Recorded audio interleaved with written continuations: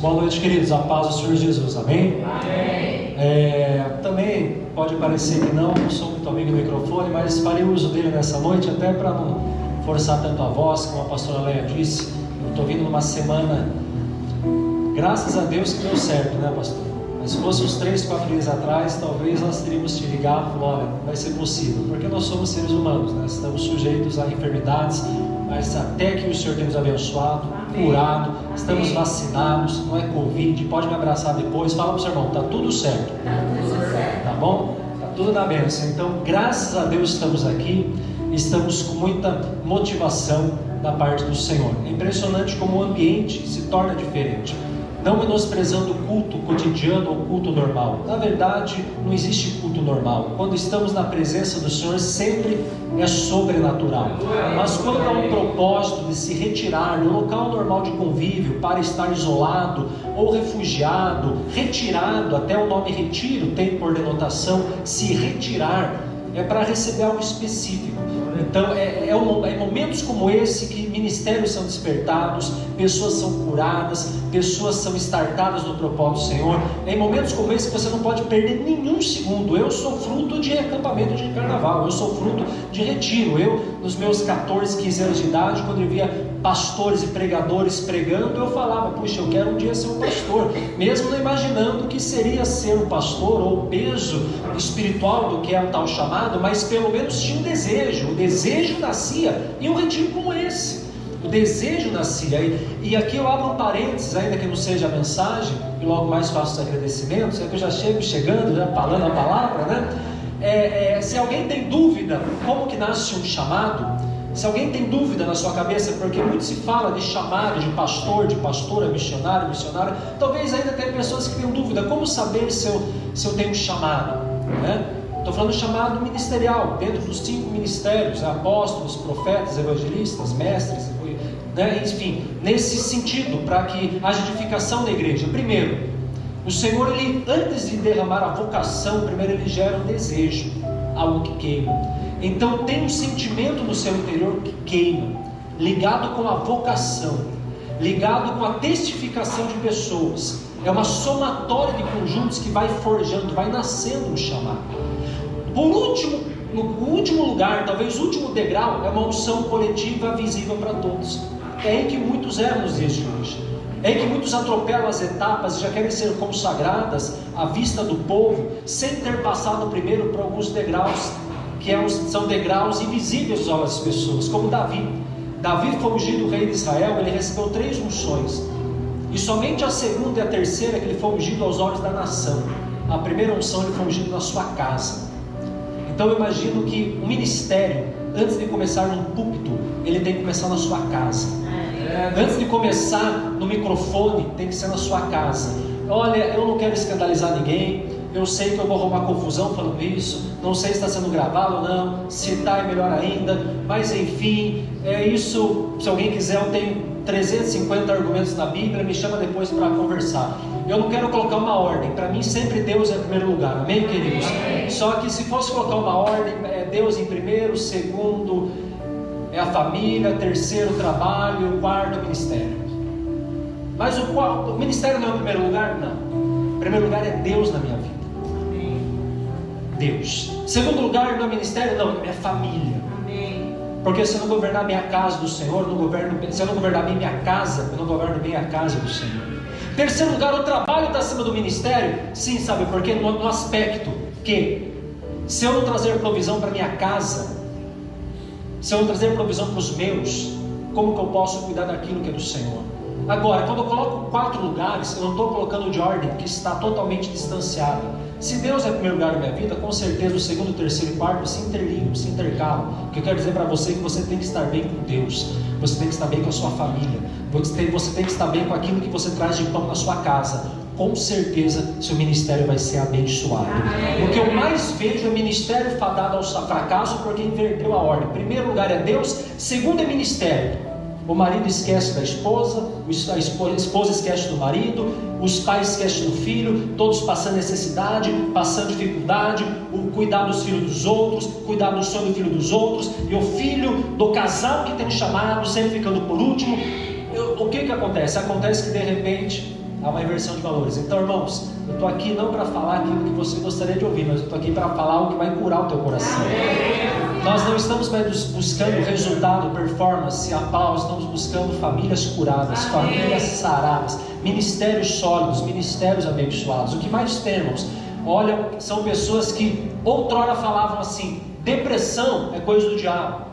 Olha, você não pode parar com o teu encargo no ministério, você tem que fazer até sangrar, você tem que correr, você tem que fluir. E de repente a pessoa esquece dessa ordem, esquece da família, esquece da provisão, e é ministério, ministério, ministério, chamado, chamado, chamado. Hoje pessoas que falavam assim muitas vezes estão depressivas, estão afastadas, porque demoraram para entender que nós somos seres humanos, e como seres humanos temos que colocar as coisas no devido lugar.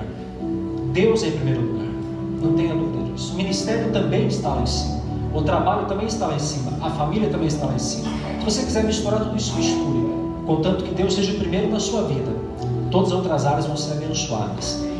Mas não caia no erro de dar o sangue, de morrer por aquilo que alguém já morreu na cruz. Pela obra dele, ele já morreu.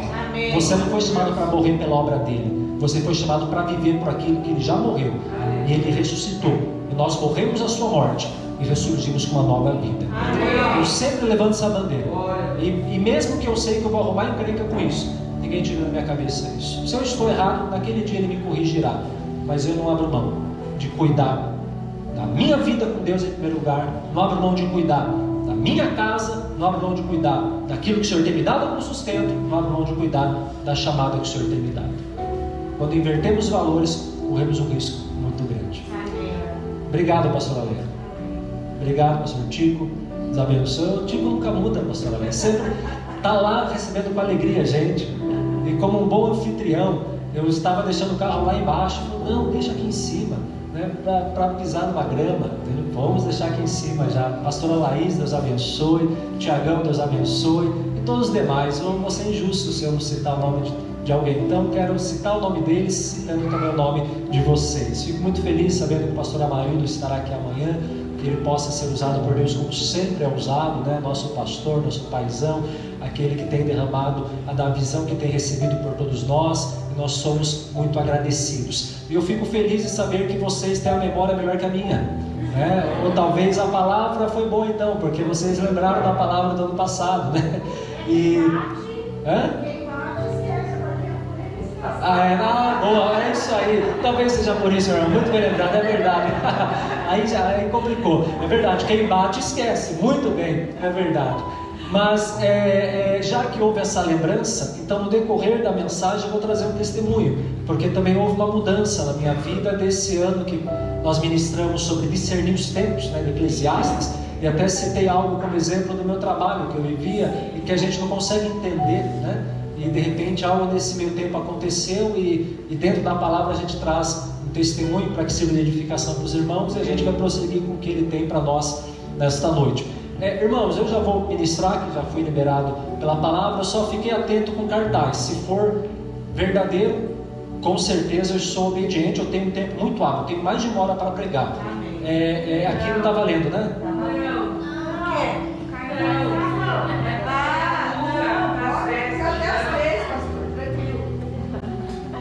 Tá, foi bom perguntar, porque eu ia, tá certo que eu não vou falar tanto assim, mas vamos saber, né? De repente a gente prega aí 40 minutos, 1 hora, tem louvor e tudo mais, e ia passar das 10.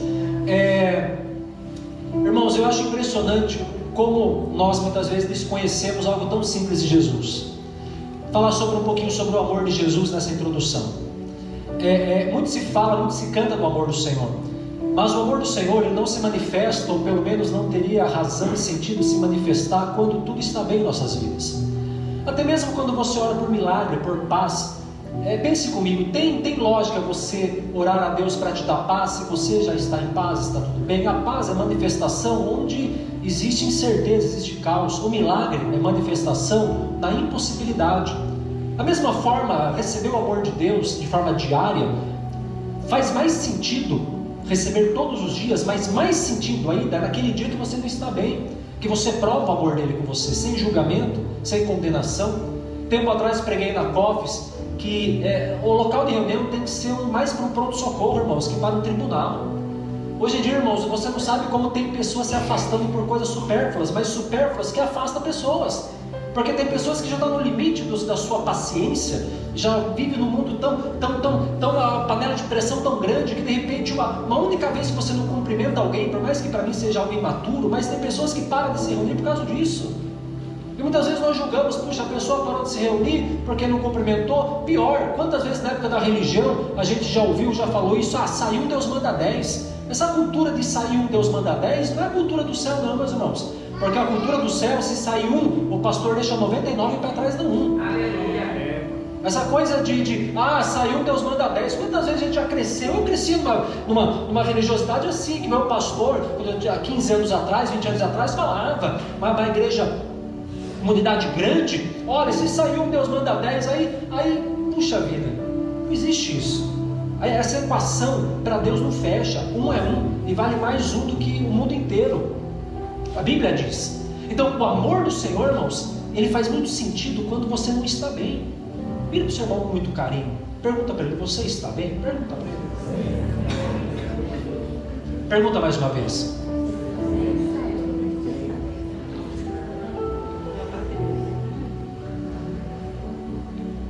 Falei esses dias em Sorocaba, nós precisamos fazer de tudo para transformar esse ambiente num pronto-socorro. Sabe o que impacta as pessoas? Não é ouvir boas mensagens. Sabe o que impacta pessoas? Não é só ter bons louvores, é ter ambiente de amor. É até um parâmetro para que o mundo nos conhecesse como discípulos, porque Jesus disse, o mundo nos conheceria como discípulos pelo amor. Não é pela performance, pelos dons. Então, irmãos, falando de Jesus, eu não vejo na Bíblia um exemplo de maior demonstração de amor do que como ele tratou Judas. Quem está regulando o som aqui? Tem uma mesa aqui? Põe um pouquinho mais de som, irmão. Já minha voz vai falhar aqui, então pode aumentar um pouco mais. Eu não vou gritar não, tá?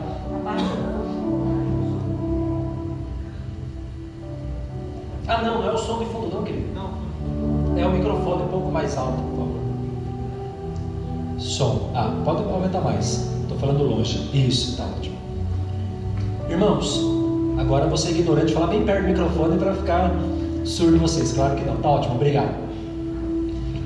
Não repare de eu parar algumas vezes, tá, irmãos? Como eu disse, acabei de sair de uma situação, não estou 100%, mas estamos aqui no Espírito. Nem abri a Bíblia ainda, então imagine se eu tivesse bom ainda, tá? Nem a Bíblia abri ainda, então imagine bom, a gente vai até 5 horas da manhã, para a glória de Deus.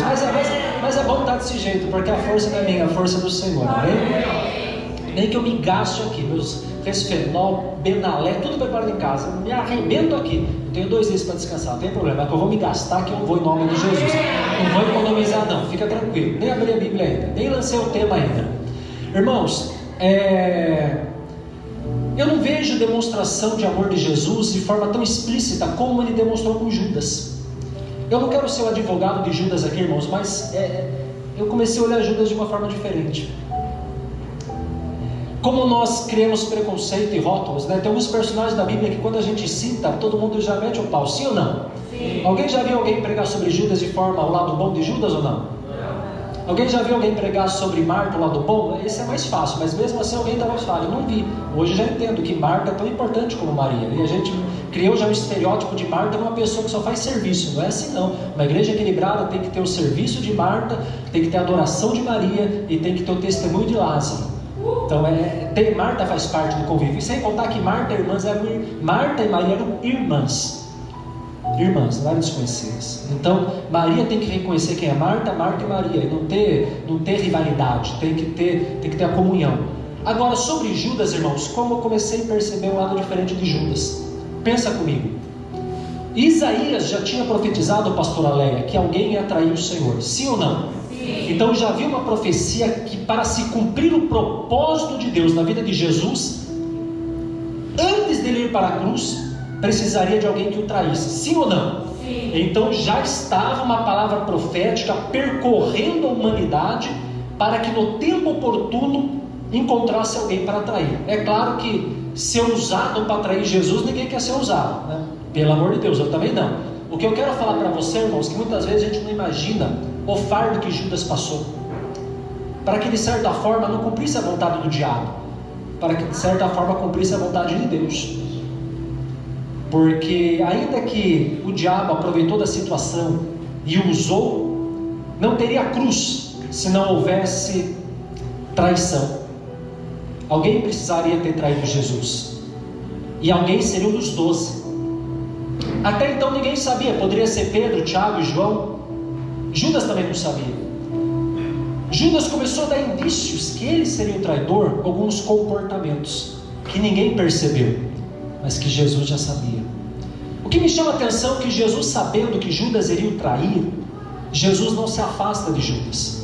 Como que você se comporta quando você sabe que alguém vai trair você? Como que você se comporta quando você sabe que alguém quer passar a perna em você? Qual que é o comportamento natural do ser humano quando você descobre que tem alguém que vai fazer mal a você? Instinto de defesa, nós já nos afastamos, gelamos a pessoa, excluímos das nossas vidas. Mecanismo de defesa automático do ser humano, só andar com quem faz bem, quem faz mal fica longe. Mas sabe quem nos aproxima ao propósito de Deus? Não é quem faz bem a nós apenas. Sabe quem nos aproxima aos propósitos de Deus? Muitas vezes quem faz mal. Sabe quem nos aproxima ao propósito de Deus? De repente quem vai te trair. Sabe quem te aproxima do propósito de Deus? Sabe quem aproximou Davi do trono? Sabe quem foi? Golias. Sabe quem aproximou, irmãos, Jesus da cruz? Judas. E sabe quem Jesus chama de amigo? Judas.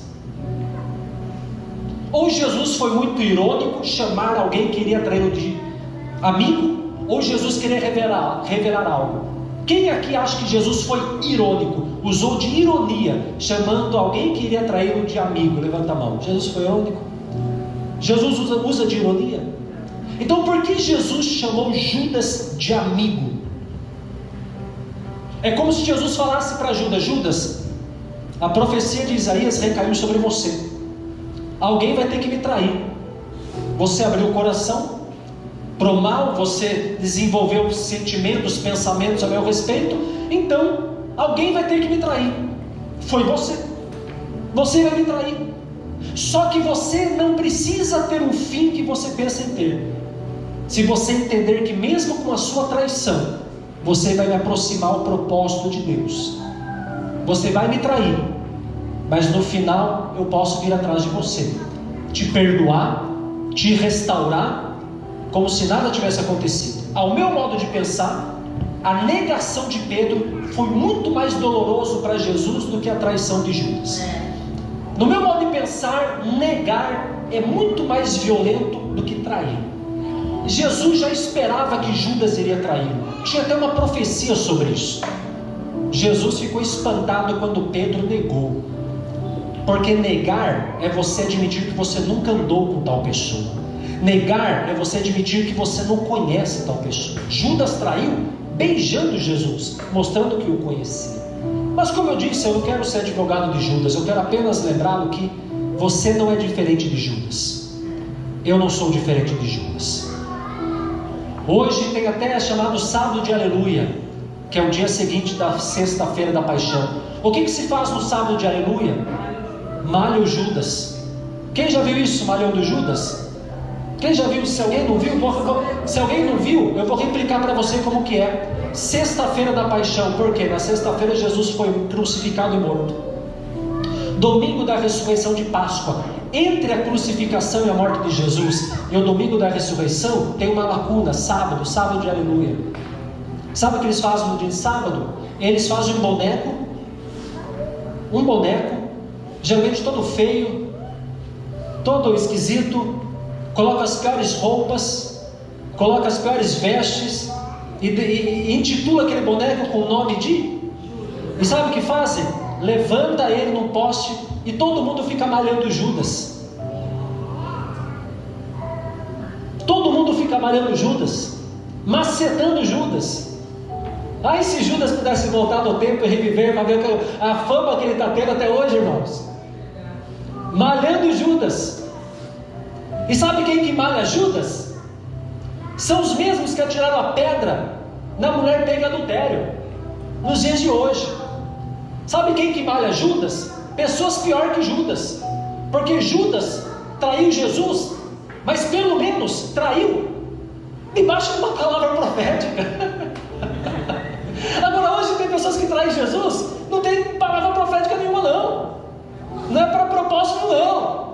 porque é sem vergonha. Você está entendendo a palavra ou não? Está sendo muito profundo ou não? Judas traiu, coisa terrível, mas tinha uma palavra que alguém ia trair. Malemar, traindo ou não, ele foi um instrumento para levar Jesus para a cruz. Errado? Foi. Mas se alguém tinha que traí-lo. Com certeza, Jesus perguntasse: quem quer me trair? Ninguém ia querer trair. Mas já que alguém traiu, caiu sobre Judas. Mas no final, Judas se mata. Ele se mata. Então, quando eu vejo Jesus chamando Judas de amigo, e na última ceia dando pão para Judas, Jesus deu pão para Judas. Jesus chamou Judas de amigo. Em outras palavras, Jesus está querendo dizer qual mensagem? Judas, você vai me trair, mas eu quero falar para você que antes que o ato da traição aconteça, eu já estou te perdoando. Eu quero falar para você, Judas, que antes que o ato de traição seja consumado, eu quero que você entenda, não é você que está me levando para a cruz, eu estou indo porque eu estou me entregando. Eu quero que você pense, Judas, que depois disso, você não precisa tirar a sua vida. É como Jesus falasse: teve um que me traiu, eu vou aparecer para ele depois também. E apareceu para Pedro. Por que Jesus não aparece para Judas? Porque não teve tempo. Judas se matou. Judas se matou. O que eu quero dizer com esse pano de fundo sobre o amor de Jesus? Eu quero falar para você que não tem pecado que escandalize Jesus. Não existe. E não tem nada que você faça ou deixe de fazer que você deixe de ser amigo dele. Porque Jesus não foi irônico. Jesus chamou Judas de amigo, porque Jesus queria que Judas fosse o amigo dele. A gente tem um pensamento que ser amigo de Jesus é quem ora mais, quem busca mais. Sabe quem são os amigos que Jesus busca? Aqueles que estão com o coração quebrantado, aqueles que estão fracos. Eu quero falar para você que talvez você mal conheça o Senhor, está visitando o ambiente há pouco tempo como esse. O Senhor quer chamar você de amigo. E talvez você que está nesse ambiente tenha cometido coisas que só você sabe, e Deus sabe, que tem desagradado e te afastado do propósito dele. Ele está falando para você: antes que você cometa isso, eu já te perdoei. E se você chegar a cometer, não precisa ter um final que você se entregue. Deixa eu ir até você e te restaurar, te amar e te restabelecer.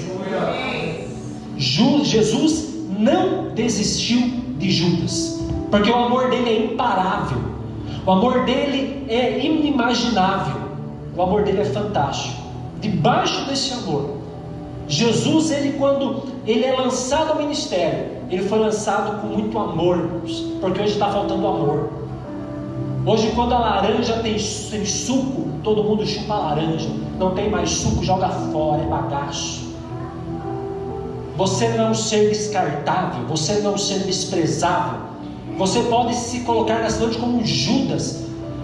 Sabe, quando eu vejo Jesus chamando Judas de amigo, eu fico pensando, então, existe alguém pior que Judas? Não. Ou seja, por pior que seja a pessoa, Jesus ainda quer ter você como amigo dele,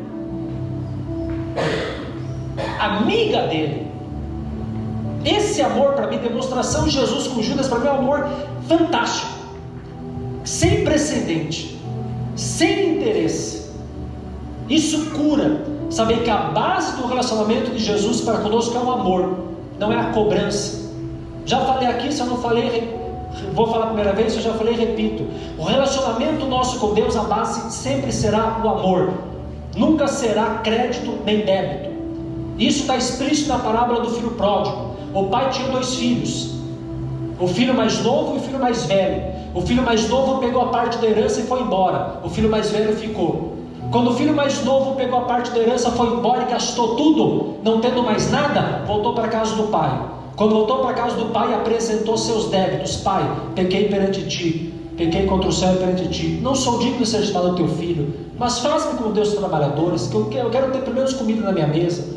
O pai não falou nada, o pai desconversou, porque o filho mais novo apresentou seus débitos, suas faltas, suas falhas. O pai não falou nada, fez festa. O filho mais velho que estava na casa também questionou o pai, dizendo: eu, pai, nunca saí.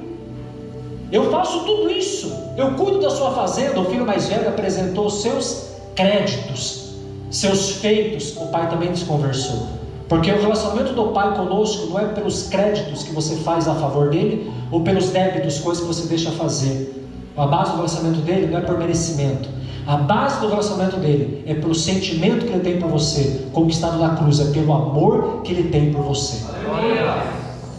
Se você ainda, em pleno 2023, você se coloca na presença de Deus, você se acha melhor, ou bom, ou de repente aceitável, quando você está ativo na presença dele, ou quando você não está, você se acha sem liberdade de entrar na presença dele, você se acha indigno. Se você age nesses dois parâmetros, você está errando e perdendo tempo.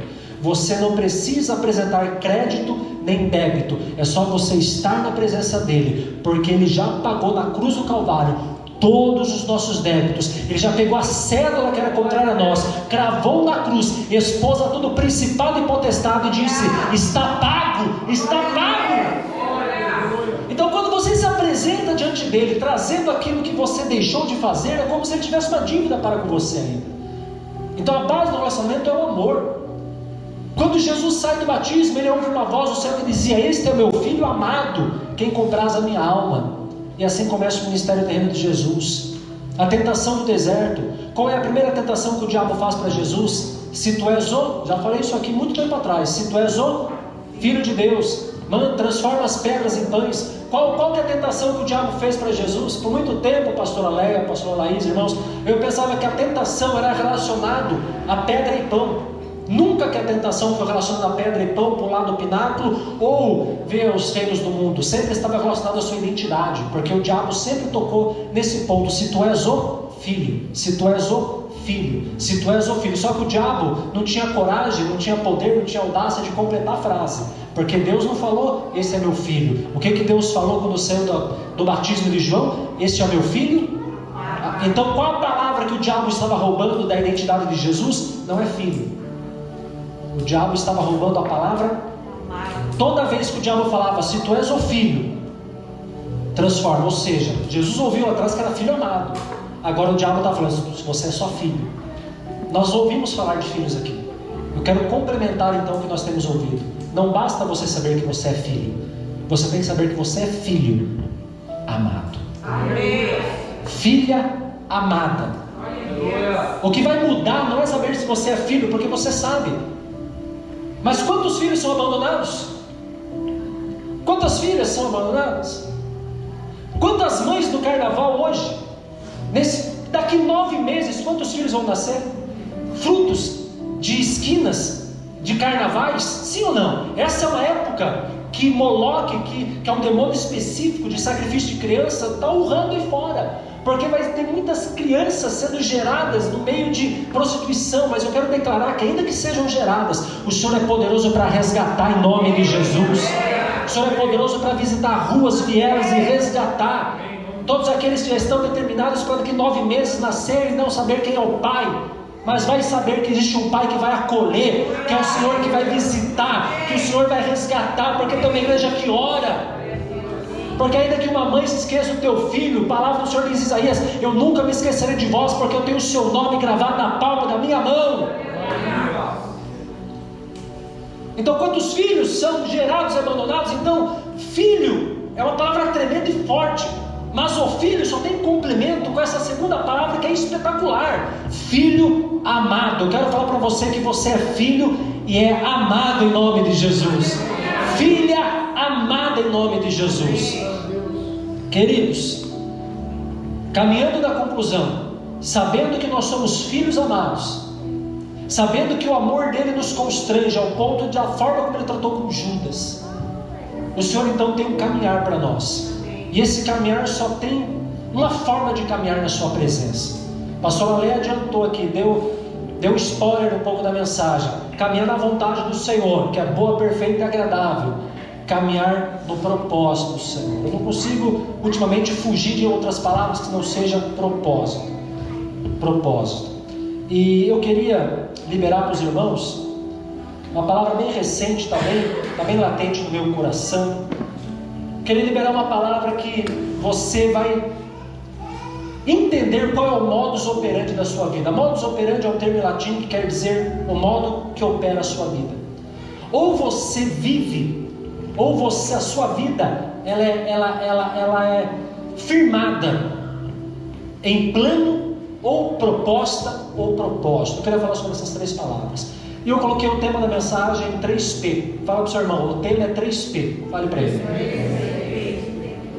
Qual que é o tema da mensagem? 3P. Plano, proposta, propósito. Vocês. Plano, proposta, propósito. Você, através dessa mensagem, você vai entender qual o modus operandi da sua vida. Se você é regido por plano, proposta e propósito. E muito facilmente você vai perceber que é muito fácil viver por plano ou proposta. É um desafio vivermos em propósito. Hoje eu quero pregar sobre várias palavras da letra P. Por favor, me pague uma pizza portuguesa depois.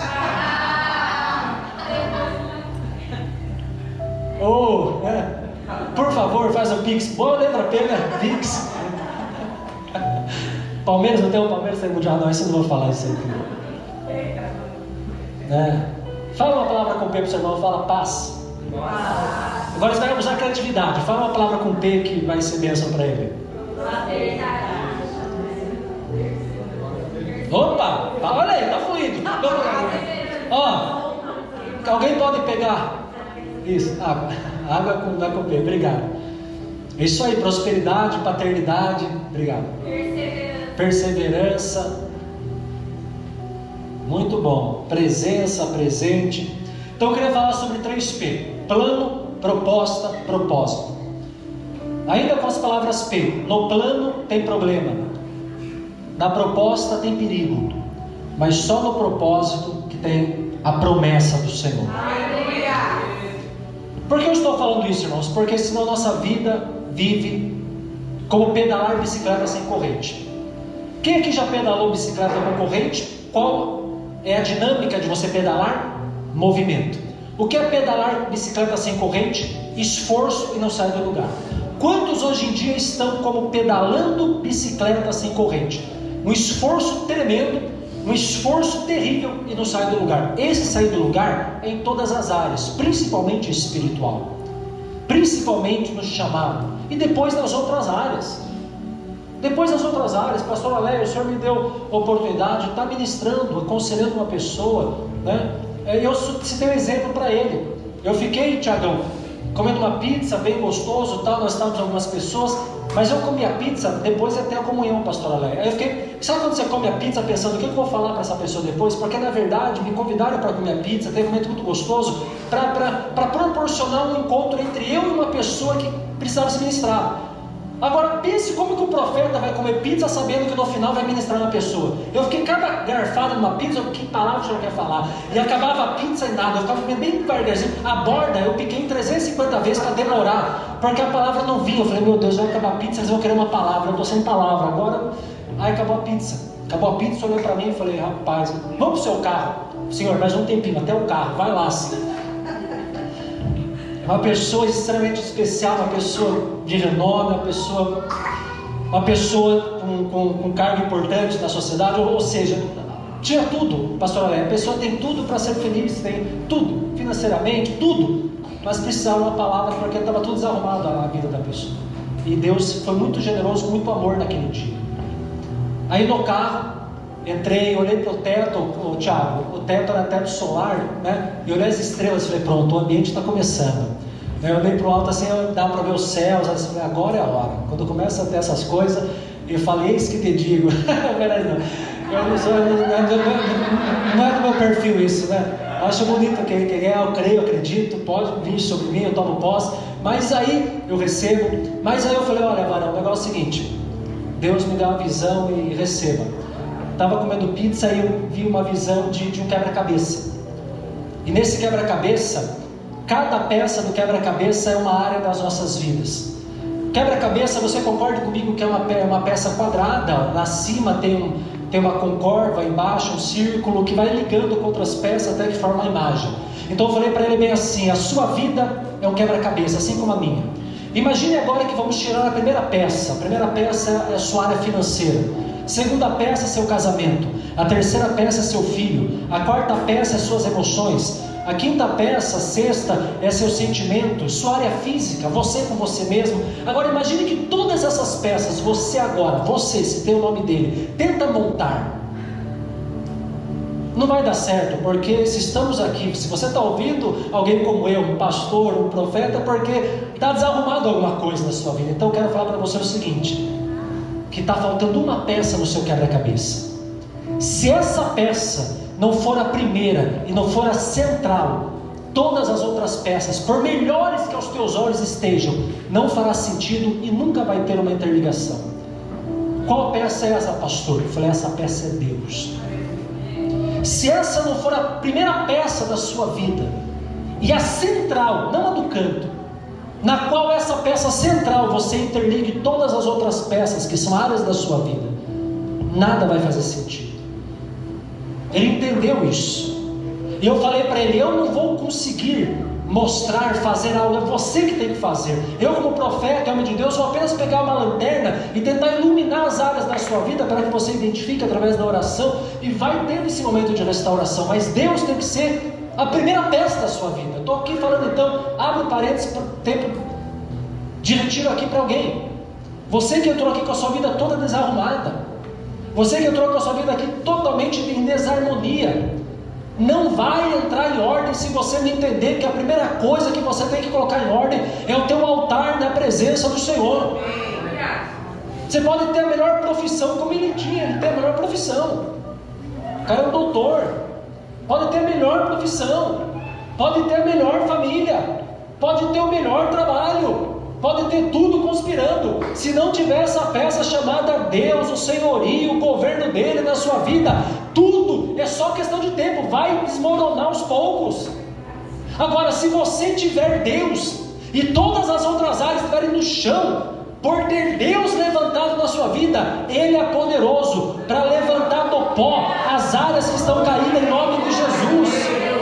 Ele é poderoso para restaurar área por área. Eu quero declarar que se Deus for levantado na sua vida, como diz o Evangelho, se quando Jesus é levantado, atrairei todos a mim. Quando Ele é levantado na sua vida, todas as áreas da sua vida vão fazer sentido em nome de Jesus. Eu quero declarar que hoje começa a sua vida entrar em obras. O Senhor coloca uma placa, sabe quando tem obra sendo feita? Aquela placa está em obras, não perturbe, não incomode. O Senhor está colocando em algumas pessoas aqui no coração uma placa, não perturbe, não incomode, em obras. Vai ter barulho, vai ter desconstrução, vai ter poeira, vai ter...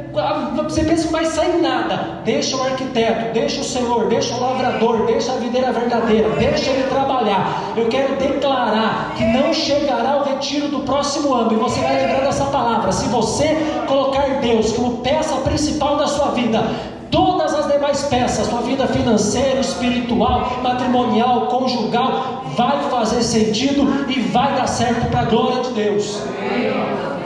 Mas tem que ser Deus. Tem que ser a primeira peça. Por quê, irmãos? Porque é muito fácil nós vivermos por planos. É plano, proposta e propósito.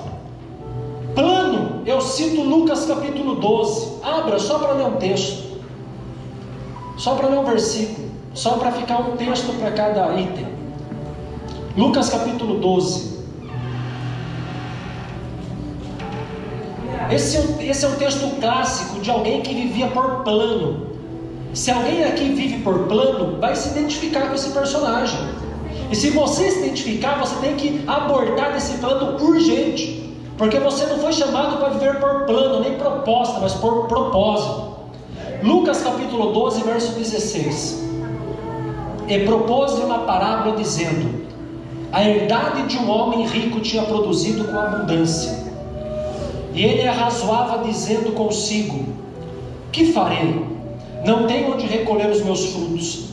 E disse: farei isto, derrubarei os meus celeiros, edificarei os outros lugares maiores, e ali recolherei todas as minhas novidades e os meus bens. E direi à minha alma: alma, tens em depósito muitos bens para muitos anos, descansa, come, bebe e folga. Mas Deus lhe disse: louco, esta noite pedirão a tua alma. O que tens preparado e para quem será? Assim é aquele que para si ajunta tesouros e não é rico para com Deus. Amém, queridos? Então olha só, quando alguém vive debaixo de plano, entenda que eu estou pregando, irmãos. É errado fazer plano? Sim ou não? Seja sincero, prega comigo. É errado fazer plano? Sim ou não? Não. O que é errado então? É fazer plano que Deus não está no meio. O errado, é errado planejar? Para vocês terem esse retiro aqui, houve planejamento? Sim ou não? Sim. Então não estou falando que você não tem que ter uma vida planejada. Eu não estou falando que você não tem que ter uma vida com plano, uma vida desorganizada. O que eu estou falando é que você não pode, você ser o autor dos seus planos, e no final colocar Deus num espaçozinho do seu plano, só para que Ele garanta que o seu plano dê certo. Aí eu vou contra algumas coisas que acontecem na religião em muitos lugares. Por exemplo, olha, propósito, vou fazer meu propósito de vida. Eu tenho um plano, eu quero esse ano ter minha casa, eu quero ter meu carro. E eu falo assim: Senhor, a casa que eu quero ter é amarelo. Então, aí de repente vem uma proposta, é uma casa verde, ou uma casa azul, uma casa branca. De repente você não aceita, porque você quer a casa amarela. E de repente, por causa de uma cor, você briga com o Senhor. Aí de repente você não aceita e entra numa outra casa e dá problema. O que eu estou falando para você, irmãos, que por mais que o Senhor queira ver a sua particularidade do desejo do seu coração, Ele e somente Ele sabe o que é melhor para você. O que eu não consigo entender é nós fazermos todos os planos anuais das nossas vidas e colocarmos para que Deus se vire para me abençoar. Quem é o Senhor? Ele ou sou eu? Ele é o Senhor, eu não sou o Senhor. Eu fico muito desconfortável, irmãos, eu já falei isso em alguns lugares, quando de repente a gente está ministrando em lugares que tem aquela prática: puxa vida, eu vou colocar todos os meus sonhos. O Senhor quer que você tenha sonho, só que acredite, irmãos, se você tiver sonho sem o Senhor, grande é a possibilidade de você se frustrar. Mas se você decidir viver os sonhos de Deus, com certeza no final vai dar tudo certo. Amém. Porque Ele tem o melhor para você. O Senhor não enxerga hoje, Ele enxerga amanhã e dá a volta, faz a curva e está vendo tudo. Por isso que tem coisas que demoram na minha e na sua vida. Não é porque Ele está demorando, não é porque Ele está caprichando, é porque o tempo dele é perfeito. Aleluia. Quando alguém vive debaixo de plano, alguém pode fazer algo muito bem planejado, alguém pode fazer algo muito bem estruturado, mas se não tiver a direção de Deus, mesmo com os melhores planos, vai dar errado. E esse homem é um caso à parte. Esse homem era um homem rico, ele tinha muitos frutos, não sabia onde guardar o celeiro ou mais frutos, fez mais celeiros e disse: agora eu alcancei o que eu queria, eu alcancei o sucesso, eu estou despreocupado com a minha vida no aspecto financeiro, agora só me resta comer, beber, dormir e folgar. Olha a ordem que ele deu para a alma dele: agora eu direi à minha alma: come, bebe, dorme e folga. Come, bebe, dorme. Isso é o sonho de muitos brasileiros, não é verdade? Quantos brasileiros não queriam ter esse falar: a partir de agora eu só vou me preocupar em comer, beber, dormir e folgar? Por quê? Porque meu plano foi bem sucedido, porque meu plano eu fiz muitas coisas. Eu estou falando da maioria dos brasileiros, e graças a Deus não é com você, porque nós não somos, nós somos dos céus, amém, queridos? Agora, eu fiz plano, eu vou comer, beber, dormir e folgar. Na mesma noite, o Senhor chegou para ele e disse: louco, essa noite pedirão a tua alma. O que você tem preparado para quem será? Ou seja, todo o plano que ele fez terreno não iria salvá-lo do momento que o Senhor iria recolhê-lo. E interessante o detalhe, está escrito assim: louco, esta noite eu vou te levar. Está escrito isso ou não? Olha uma chave aqui que passa despercebido. Louco, essa noite eu vou te salvar. Louco, essa noite pedirão. Se o Senhor é o dono da alma, então ele diz que alguém vai pedir, acredito que não seja o Senhor. Então, muita possibilidade daquele homem ter morrido sem salvação, porque era o próprio Senhor falando com ele. Quando o Senhor quer levar alguém, o Senhor fala: vem, entra para o gozo do Senhor. Agora, se naquele dia alguém ouvir essa voz: louco, estão pedindo a sua alma, quer dizer que alguém está pedindo alma para o Senhor, sim ou não? Sim. Se alguém está pedindo alma para o Senhor, porque ele serve que é o Satanás, que é essa alma. E se está pedindo, é porque já não está mais na mão do Senhor. Eu não quero ouvir essa voz no final da minha vida, não. Eu não quero ouvir a palavra louco, pedirão a tua alma. Eu quero ouvir: entra no gozo do Senhor. Pergunta para o seu irmão: que voz você quer ouvir no final da sua vida? Toma cuidado com o plano. Então tome cuidado com o plano. Planeje, tenha ideal, mas tudo nas mãos do Senhor. Não perca seu sono, não perca seu tempo, não gaste energia em coisa que não vai te levar à salvação no final. Porque no final de tudo, sabe o que vai importar? Para onde você vai ir na eternidade. O Senhor não prepara para você ter uma vida longa terrena. O Senhor te prepara para ter uma vida eterna com Ele. Então plano é um problema. E até tem um texto bíblico que fala: o homem faz plano, mas a resposta vem do Senhor. Então o plano é problemático.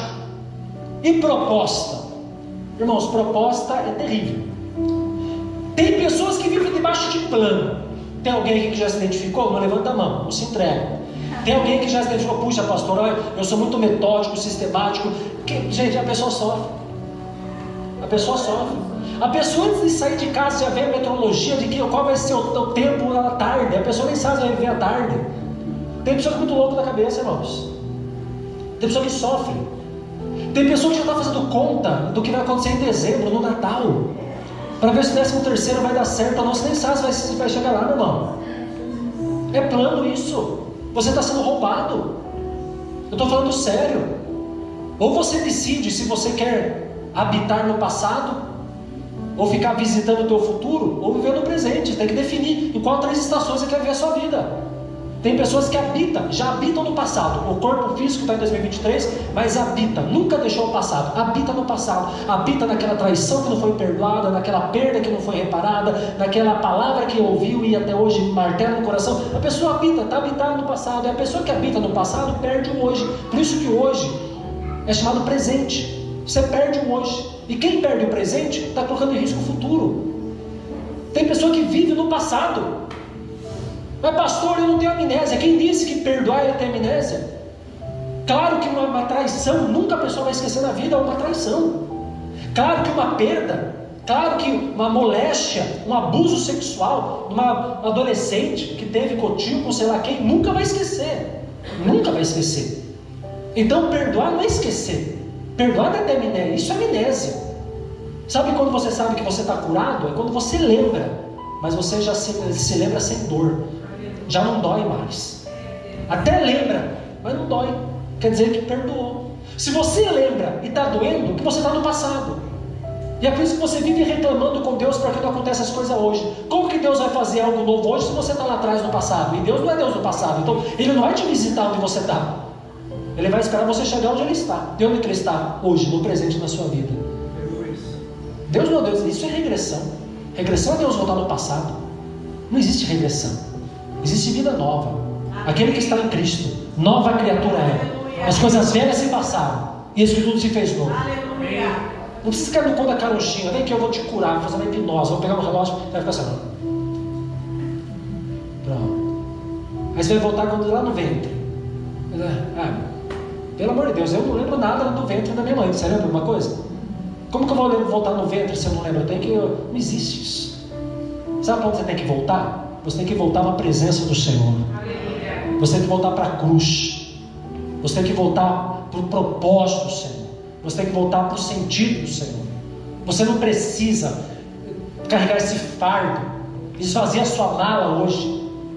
Imagine que você está numa viagem, e a sua viagem é um tempo de vida pré-determinado. Para uns é 50, para outros é 30, para outros é 80. E você já nasce com uma bagagem imensa vazia. É você que coloca as coisas na bagagem, não são os outros. E se são os outros, me desculpa, é porque você então você então se permitiu a ser manipulado. Imagine que você tem uma mala gigantesca. Abre a sua mala, o que você enxerga nessa mala? Dor, tá, quem colocou essa dor? Traição, quem colocou essa traição? Palavra negativa, quem colocou? Se você analisar bem profundamente, muitas coisas que você carrega, não foi nem você que colocou, foi pessoas que te colocaram. E você vai carregar isso até quando? Tem coisas que não é Jesus que tem que tirar, não, irmãos. Quem tirou a pedra para Jesus chegar até Lázaro? Foi as pessoas. O papel de Jesus chama Lázaro para fora, mas o Lázaro só vem para fora se a pedra foi removida. Primeiro tem que remover a pedra. A pedra diz respeito àquilo que está interrompendo o acesso de Jesus no meu sepulcro. E tem pedras que estão interrompendo, e você tem que tirar isso. Até quando você vai decidir viver dessa forma? A vida é muito curta para que você continue arrastando essa bagagem, e todo dia vem, esvazie e seja de coisas novas, das verdades do Senhor, da palavra do Senhor, do que a Bíblia diz a teu respeito. Não tem como viver de outra forma, irmãos. Então, ou você decide habitar para sempre no passado, ou você fica visitando o teu futuro. Quero ver como que é o meu futuro. Irmãos, é impressionante. Eu não vou falar que eu nunca fiz isso. Quem aqui nunca deu a mão para uma como que é o nome da turma muito louca, né? Cartomante, não é cartomante, um cigano. Nas ruas da Pitiniga, eu tinha mais 17 anos de idade, 17 anos. Você acha que eu também não dei minha mão? Dei minha mão também. Mas eu acho que ela falava para todo mundo. Ela quer falar coisas que a gente quer ouvir, né? E pega a mão e fala, essa linha, e só eu enxergava a linha. Eu falava, que linha que é essa? Você está passando uma luta. Fale para mim quem que não passa luta hoje. Eu estou falando que até no meio cristão tem muitas vezes tem cigano lá fora e tem cigano dentro do arraial do Senhor. Você está passando uma luta. A pessoa começa a chorar. Claro que está passando. E de repente a pessoa fala, está passando uma luta financeira, começa a ficar firme, espiritual, é matrimonial, eu sabia. É terrível isso. Eu dei minha mão. Aí a pessoa fala, gente, você não precisa dar a mão para cartomante, para cigano. Você não precisa querer saber do teu futuro. O teu futuro já está garantido. O teu futuro já vai ser lindo. Porque a vida eterna está no Filho, e o Filho é o próprio Senhor. Se você tem um Filho, você tem a vida eterna. Basta para você isso. Basta para você saber que você vai para um lugar que as suas lágrimas vão ser enxugadas. Não haverá enfermidade. Então para de viver no passado. Volta no futuro. Viva hoje o presente, hoje aqui. Desfrute agora. Coma essa comida, esse cheiro maravilhoso. Eis que eu te digo, não sei o que é, mas é muito bom. Eis que tem a letra A, pouco falso profeta. Tem a letra A, não tem a letra A? Tá vendo? Isso é fácil agir por dedução. Tem a letra A ou não? Não tem? Tem, então, tá vendo? Agora, só porque eu falei que tem a letra A, eu sou um profeta ou não? Claro que não. Tá vendo? É tudo. Tá vendo que dá para tudo induzir? Agora, estou sendo profeta da palavra, sim ou não? Amém. Então, irmãos, pelo amor de Deus, coma essa comida como fosse a última. Desfrute com gratidão. Tenha comunhão com os santos. Fique em paz com seus irmãos. A vida é muito curta para passar lá brigando, para passar lá discutindo. É inadmissível em 2023, com o conhecimento da palavra, casais que dormem separados ainda. A palavra do Senhor diz que não se põe o sol sobre a vossa ira. Ou seja, você tem um dia inteiro para resolver seus problemas. É bíblico. Não é pecado você se irar, você vai se irar, mas não se põe o sol sobre a vossa ira. O que quer dizer isso? Deus te deu menos de 24 horas para resolver seus problemas. Ou seja, não leve a tua ira para o dia seguinte. Não se põe o sol. Quer dizer, quando o sol se põe, vem qual período do dia? Então não se põe o sol sobre a vossa ira. Ou seja, quando a tarde cair e a noite chegar, a tua ira já esteja resolvida. Não se põe o sol sobre a vossa ira. Ou seja, o Senhor dá menos de 24 horas para resolver os problemas. Por quê? Porque basta o dia de amanhã o seu mal de novo. O problema do dia tem que ser resolvido no dia. Amanhã é outro desafio. Não fique preso no passado. Volte no futuro. Viva hoje. Proposta é outro modus operandi terrível. Eu estou para falar para vocês que entre plano e proposta, muito mais fácil é viver proposta. E muito mais perigoso. Porque enquanto plano é problema, proposta é perigoso. Proposta é perigoso. Como exemplo de proposta, eu posso citar para vocês aqui a tentação de Jesus. Lembra quando Jesus foi tentado? E na tentação, não vou pedir para vocês abrirem, para a gente ter dinâmica. Quando Jesus foi tentado, qual foi a proposta que o diabo fez para Jesus? Transforma a pedra em pão, pula do templo e o anjo vai te salvar. Ou seja, proposta para afastá-lo da presença do Senhor no propósito. Plano você executa, proposta você negocia, propósito você vive. Plano é você que faz, o homem faz plano. A Bíblia diz: do coração do homem vem planos. Proposta nós negociamos. Plano eu faço porque eu quero ter o controle das coisas. Proposta eu negocio porque eu quero facilitado. Quando eu falo proposta, não estou falando proposta de emprego, estou falando desse nível. Ainda que isso tenha que ser muito filtrado também, para que o Senhor esteja dentro de tudo, eu estou falando proposta que negocia os princípios e os valores cristãos. Proposta que vai roubar você da presença dele. Plano a pessoa executa, não tem nada a ver com o diabo, é a pessoa que faz plano, e a pessoa que se quebra. Proposta é mais difícil, porque proposta tem tudo a ver com o diabo. Proposta, o diabo negocia, e a gente cai na proposta. Enquanto vive por plano, em alguns momentos até dá certo na vida, mas no final dá errado. Agora a proposta dos homens da Bíblia, todos que viveram por proposta, se afastaram, e muitos poucos retornaram. Toma cuidado com as propostas que você tem recebido.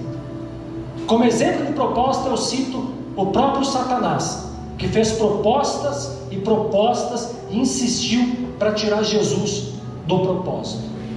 Só tem uma coisa, uma ferramenta que é capaz de tentar roubar o propósito de alguém: são as propostas. As propostas, porque as propostas vêm de encontro com o nosso ego. As propostas vêm de encontro com as nossas necessidades. E quando vem uma proposta que vai encaixar certinho nos meus desejos, no meu ego, todo ser humano é vulnerável a aceitar, ainda que não veja maldade no início. Esaú viu maldade em Jacó quando trocou a bênção da primogenitura por um prato de lentilha? Não. Jacó fez uma proposta e Esaú caiu na proposta de Jacó. Jacó errou feio, porque Deus já tinha escolhido Jacó no ventre da sua mãe. Jacó não precisava ajudar o Senhor, não. A bênção da primogenitura, de um jeito ou do outro, recebeu Jacó, porque Jacó era escolhido de Deus. Mas Jacó fez uma proposta e Esaú caiu. Por quê? Porque ele estava com fome. Atente-se para isso. Você pode falar para mim que você nunca cai em proposta, eu acredito. E acredito quando eu falo também que eu nunca vou cair em proposta, acredite.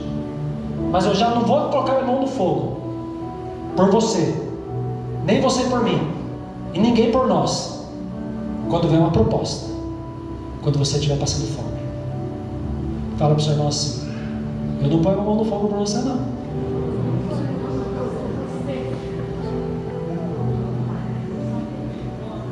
Mas nem precisa, porque Jesus já colocou por nós, amém?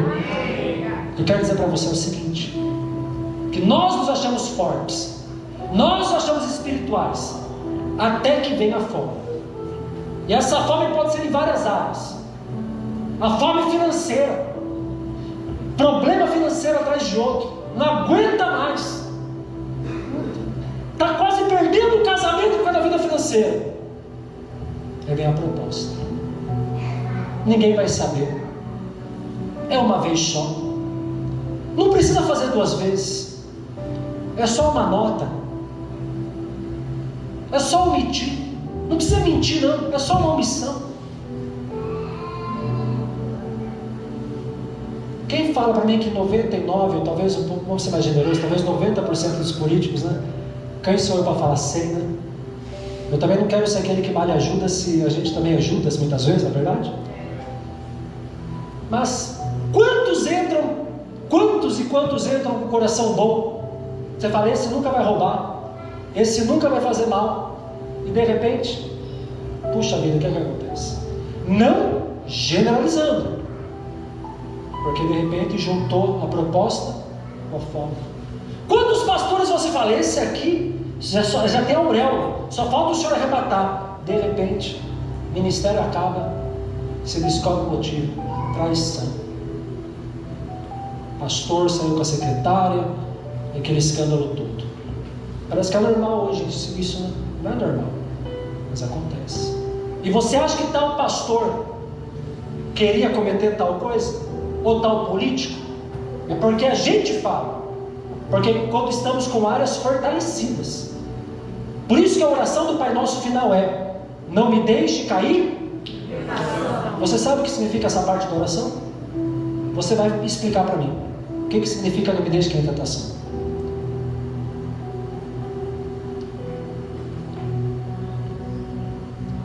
Quando você ora, não me deixe cair em tentação, o que você entende? Que é para o Senhor te deixar cair e Ele te livrar? Ou é para você nem cair? Quem acha que a oração assim, e não me deixes cair em tentação, você está pedindo para Deus: Senhor, pode deixar a tentação vir, que se eu cair, o Senhor vai me livrar? Alternativa A. Alternativa B: Senhor, eu sei que o Senhor pode me livrar, mas nem me deixe cair em tentação. Quem acha que é A? Quem acha que é B? Sabe por quê? Por mais que Ele te livre da tentação, Ele sabe que se tiver tentação você vai cair. Eu vou cair. Então a oração é: não me deixes cair em tentação. Sabe quem não quer em tentação? Jesus.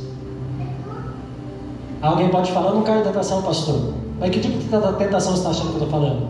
Quando eu falo tentação, desculpa falar, não dê risada agora. Quem der risada vai se entregar. Eu vou fazer uma cara de palhaço para alguém dar risada aqui, ó. Não dê risada. Mas por que quando a gente fala de tentação, a maioria das pessoas pensam sempre em tentação do lado do pecado, da prostituição? Vou te falar uma coisa: aquilo que mais você pensa é a área que mais você é vulnerável.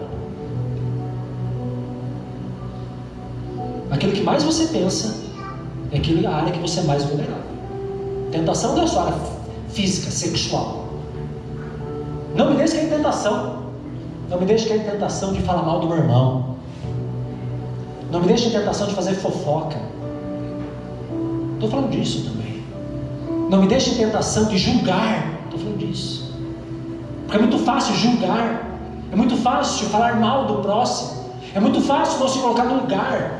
E claro, tentação sim, de ordem física, sexual, mas também de ordem de caráter, financeiro, trabalho, sonegação, ou seja, todos os tipos de tentação. A oração é: não me deixe cair em tentação, porque se a gente cair em tentação, a gente cai. Porque é o mal que habita em você.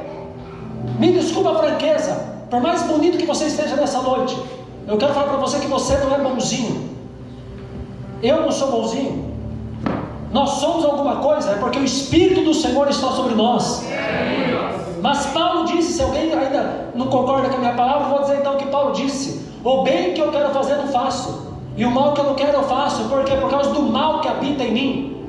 Esse mal que habita em nós é chamado velho homem, velha natureza. Ele não é extinto, ele é controlável, ele é domesticado, ele é entrelaçado com as verdades da palavra, para que não urra em nós no momento da tentação. Ele só não se manifesta e você só não se escandaliza de você mesmo, é porque você está cheio da palavra do Senhor. Mas sabe aqueles 5 minutos que você já teve um dia, ou teve hoje, ou teve essa semana, que você deu um surtinho, e com seu filho, com a sua filha, ou de repente falou um palavrão, alguma coisa? Você nem vai querer imaginar como você seria se não tivesse o Espírito do Senhor na sua vida. E você vai falar para mim que você, por você mesmo, tem condição de suportar as tentações. Por isso que a oração do Pai Nosso é um escape. Não me deixes cair em tentação. Não precisa provar minha fidelidade com o Senhor me colocando na tentação. Porque até José, que era José, não quis cair em tentação com a mulher de Potifar. Quando foi seduzido pela mulher de Potifar, tentação. José poderia ficar do lado dela. José corria. Por quê? Não me deixes cair em tentação. E homens que caem nessa área, mulheres que caem nessa área, o trabalhador que cai na área financeira, com sonegação de imposto, pessoas que falam mal do outro, é porque pensa que vai controlar a situação e não controla a situação. Então cuidado com as propostas, porque no final a proposta vai roubar o lugar de Deus no teu coração. A proposta vai jogar você num beco sem saída. Mas não existe beco sem saída quando nós sabemos que Jesus, Ele é o caminho. Nesse caminho não tem beco.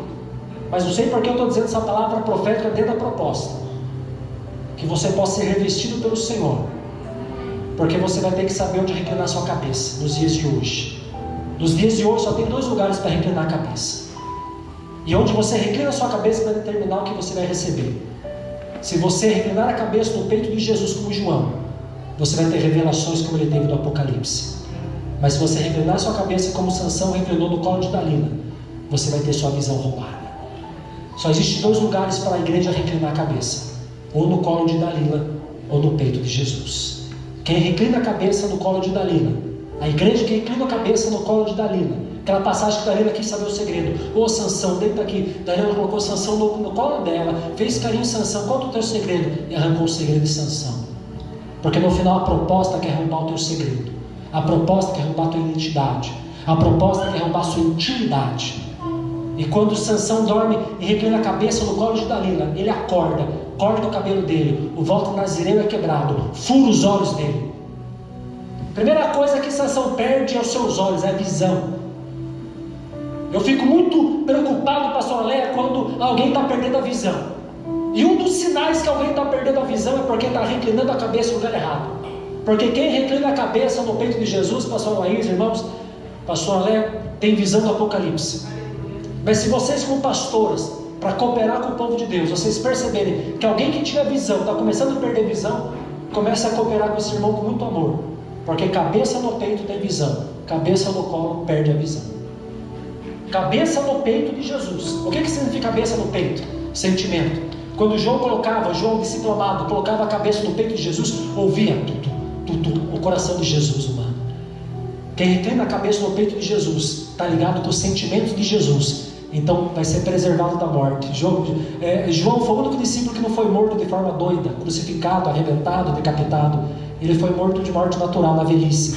Porque o discípulo que deita a cabeça no peito de Jesus, ele é guardado para a última hora, para ter revelações espetaculares dos céus, para ter revelações tremendas. Mas aquele que nasceu para ser um campeão, o Sansão que nasceu para ser o libertador de Israel contra os filisteus, ele que com a sua mão arrancou uma porta de bronze e arremessou e matou milhares de filisteus, ele que arrancou uma queixada de jumento. Gente, Sansão, o cara era muito louco, ele pegou uma queixada de jumento. Sabe o que é queixada de jumento? É o queixo do jumento.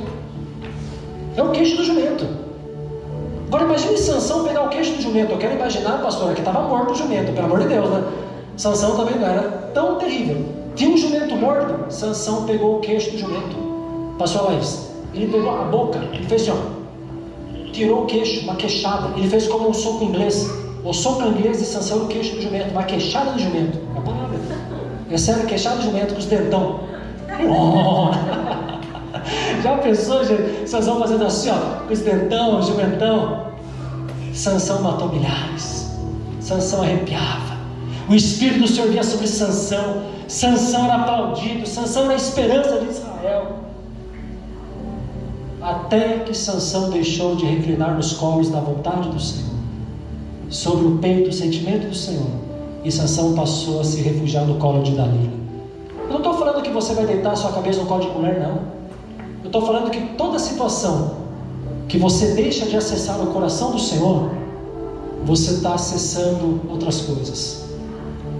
Quando você deixa de orar, você está ocupando seu tempo com outras coisas. Quando você deixa de adorar, você está ocupando seu tempo com outras coisas. Se eu perguntar para você onde está a sua cabeça nos dias de hoje, está no colo de Jesus, no peito de Jesus. Você está sintonizado com os batimentos dele, e você está no colo de Dalila.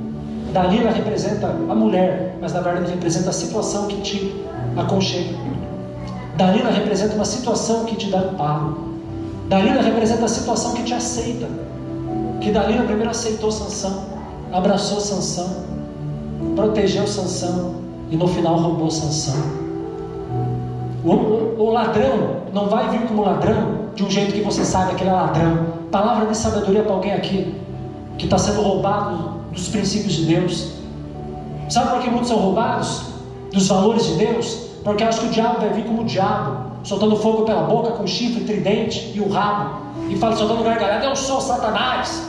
Se a gente vê um cara desse, já dá uma voadora nele, sim ou não? No nome de Jesus. Amém, irmão? Isso aí, eu saio correndo. Não, vamos para cima, dá uma voadora nele, no nome de Jesus. Mas você acha que vai vir assim? Não. Ele vai vir de forma sutil. Ele vai vir como amigo. Ele vai vir como amiga. Ele vai vir no meio da sua necessidade. Ele vai vir no meio da sua vulnerabilidade. Ele vai vir no meio, mulher, daquele dia que você fez uma semana que teu marido fala com você. E no teu trabalho vai aparecer alguém que vai começar a falar com você. E vice-versa. E na parte financeira, como eu falei. E na parte de irmãos falando mal de outros irmãos, como eu falei. E você vai se sentar acolhido. Você vai se sentir atraído. E quando você menos perceber, vai roubar a tua força. E quando roubar a tua força, você vai se levantar para lutar contra os filisteus. Como você sempre não se levantava. Só que agora vai ter uma diferença. O Senhor já não vai ser mais com a pessoa. Como o Senhor já não era mais com Sansão. Porque ele perdeu a visão. Não ceda às propostas. Porque quem cede à proposta, perde o propósito. Jesus venceu o diabo na tentação do deserto. Sabe o que aconteceu com Jesus no final, para mim avançar para o próximo ponto, que é o último? Os anjos vieram e serviram Jesus. Quem veio servir Jesus? A Bíblia revela que os anjos serviram? Não. O que a gente subentende? Jesus estava com fome no início, sim ou não? Qual foi a primeira tentação que o diabo ofereceu para Jesus? Alimento. O que representa os anjos virem servir Jesus? Denota que os anjos serviram, tanto espiritualmente, como também fisicamente. Agora, se Jesus tivesse caído na tentação do diabo, os anjos viriam servir Jesus? Se você cair na proposta que o diabo faz para você, você vai perder aquilo que o Senhor tem para você no final. Só descobre o que os anjos têm para você quem não bebe ou come do pão que o diabo oferece. E eu aqui não estou falando de dar ordem a anjo, não. Como daquela canção que a gente já cantava muito tempo atrás, põe um anjo ali, Senhor. Já ouviu essa música? Ai, que bom, que não, que é tudo novo, né, pastor? Essa não é que somos velhos, né? Não, irmãos, tem aquele corinho, põe um anjo ali, põe um anjo lá na minha casa e outro no altar. E daí, quando chegava lá na minha casa, era uma bagunça, porque todo mundo virava para casa. Hoje não sabia para que lado ia, porque põe lá. Eu não estou falando da ordem para anjo, não. Você não precisa dar ordem para anjo. A palavra do Senhor diz que o Senhor dá ordem aos anjos ao teu respeito. A gente espiritualiza tantas coisas que a gente perde de acessar algumas armas. Os anjos são armas ao nosso respeito. Hebreus diz que os anjos do Senhor são espíritos ministradores para servir aqueles que hão de herdar a salvação. Quem há de herdar a salvação aqui? Levanta a mão para mim ver. Então você não precisa dar ordem aos anjos. Os anjos servem você constantemente. Com isso, não adore anjo, e muito menos o anjo te adora. Mas os anjos servem aqueles que hão de herdar a salvação, Hebreus fala. São espíritos ministradores. Então, se Jesus caísse na tentação do diabo, ele perderia o serviço dos anjos. E aqui eu faço conexão com o terceiro P, que é uma palavra conhecidíssima. Mas como é difícil viver. Pastor, eu já entendi. Eu não quero sair daqui desse retiro vivendo com plano. Eu quero ser um filho, quero ser um filho amado, quero receber todas as palavras. No final vai ser um só falar de vários ministrantes, vai se tornar um só falar, eu tomo posse. Eu não quero proposta, eu quero propósito, tá? Muitos falam de propósito também. Mas se eu perguntar para você, você está vivendo o propósito do Senhor? Você sabe como identificar o propósito do Senhor na sua vida? Por mais que seja algo simples, parece que não é simples. Aí, em uma frase, eu vou te revelar como descobrir e viver o propósito do Senhor. Também tem uma palavra P. Você quer viver o propósito do Senhor? É no propósito do Senhor que está 3 palavras que a pastora Léa disse. A vontade que é boa, perfeita e agradável. Você quer viver isso na sua vida? Você quer ver o propósito do Senhor? Então tem a palavra P, que é desconfortável. São 2 palavras com a letra P, que é desconfortável. Só vive o propósito quem vive duas palavras com a letra P. Uma delas foi falando aqui, quando o povo começou a falar com a letra P. Qual a palavra? E qual outra palavra? Quer viver o propósito? Persevera no processo. Não tem outro jeito. Persevera no processo. Aqui eu pego o gancho do testemunho da palavra do ano passado. Lembra que eu falei ano passado que nós precisamos discernir os tempos? Lembra que eu contei que eu trabalhava em São Paulo mais de 3 anos e eu não entendia porque eu estava lá? Não sei se alguém lembra ou não. Mas minha rotina, há 3 anos e 2 meses, eu ficava em São Paulo a semana inteira. Porque eu trabalhava no extremo da Zona Sul, com o divisa São Bernardo do Campo. Uma que fretado não ia até lá. Outra que para bater e voltar todo dia, o custo ia ser o salário, não ia compensar, ia pagar para trabalhar. Imagina você bater e voltar para São Paulo do outro lado todo dia. Não tinha o que fazer, a não ser ficar lá de segunda a sexta. E vir embora para casa, sexta-noite, ficar com a minha família, sábado e domingo. Quem me conhece mais próximo, com a pastora Léa, os demais, sabe como eu sou chegado com família. Para mim foi um desafio muito grande. Não abro mão da minha família. E eu fiquei 3 anos e 2 meses assim. Eu não entendia. E ali eu não deixei de fluir. Lembra que eu falei no passado? Mesmo assim pregando, fazendo célula no trabalho, todo mundo sabendo que eu sou pastor nas redes sociais e cooperando com as pessoas, mas eu não entendendo ainda. Eu falei, meu Deus, mas que tempo, né? Já que é para mim trabalhar, puxa vida. Mas se você só descobre o propósito que Deus tem quando você persevera no processo. Eu quero falar para você que o processo é a antessala do milagre de Deus na sua vida. Sabe por que tem pessoas que nunca rompem, nunca chegam onde Deus quer que você chegue? Porque sempre no processo aborta, interrompe. E a vida da pessoa resume-se a vida inteira somente nisso. Entra num processo, quebra o processo, entra de novo, quebra o processo, é um ciclo. Nunca rompe do processo de propósito. A pessoa vai ter 60 anos, 70 anos e não viveu o propósito de Deus ainda. Por que não viveu? Porque perdeu a chance de perseverar no processo. E o processo é dolorido. O processo machuca. O processo você não entende. Mas se você perseverar no processo, você alcança a promessa que reside no propósito. A borboleta só é borboleta porque passou pelo processo do casulo. O ovo do pintinho lá dentro, se você tentar quebrar a casca de fora para dentro, você mata o pintinho. Ele tem que se virar para quebrar de dentro para fora. É de dentro para fora, não é de fora para dentro. A larva é de dentro do casulo para fora, não é de um agente de fora puxar para dentro. Se eu puxar a lagarta fora do tempo, ela vai sair viva, mas sem asa, vai morrer. Se eu querer ajudar o pintinho do ovo, quebrar a casquinha, eu vou até ver o rostinho dele. Eu posso puxar vivo, eu vou matá-lo, porque não era o tempo para vir para o ambiente externo.